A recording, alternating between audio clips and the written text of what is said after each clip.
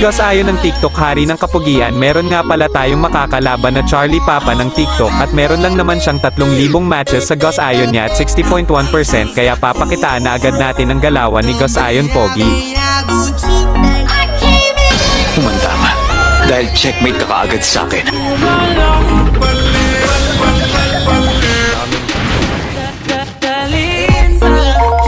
Ako lang naman ang Gus ayon ML na sinasabihan na mahina noon.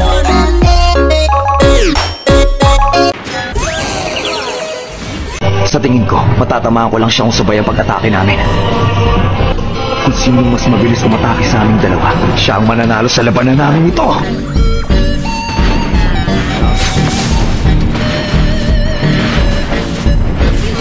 Manalo ko. Oo, ako yung lapitin ng babae, lagi pinagseselosan ni Mensan, di ko kasalanan pero tahimik lang kasi mas malawak pang unawa ko kesa sa nagseselos sa akin niya haha.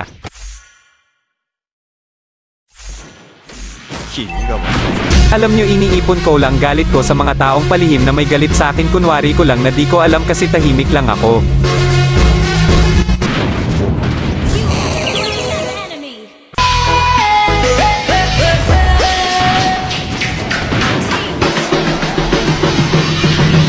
Pero mas pinili ko pere na maging mabuti sa kapwa ko tao di sa kapwa demonyo.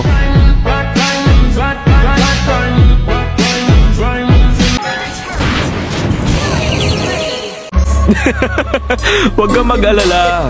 Alam mo kasi, mahina ka lang.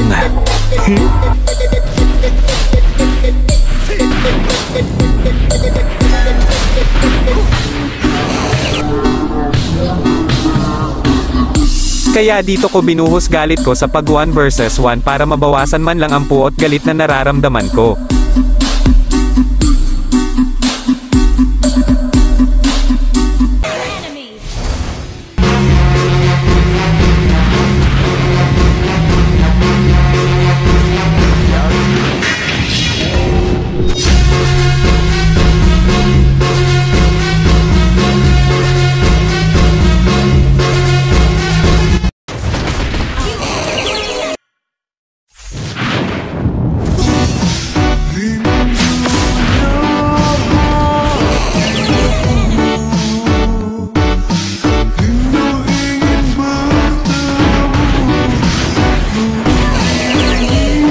Tama yan.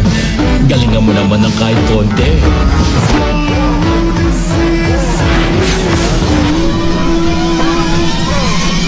Kaya sa mga poging kaibigan ko dyan, shout out sa inyo, alam nyo kung gaano ako kabait sa inyo at hanggang dito na lang ang voice over mga pogi at nice G sa nakakalaban ko na si God Charlie Papa.